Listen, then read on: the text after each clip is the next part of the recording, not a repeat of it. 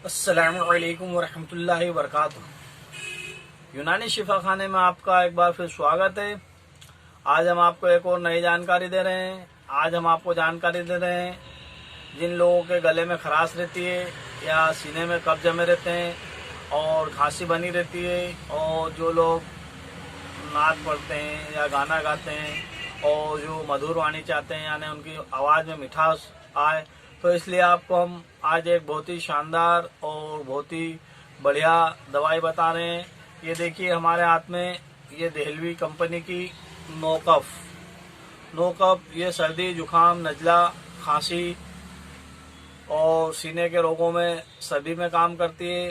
ये टेबलेट आपको किसी भी यूनानी मेडिकल या यूनानी दवा खाने से आसानी से मिल जाएगी।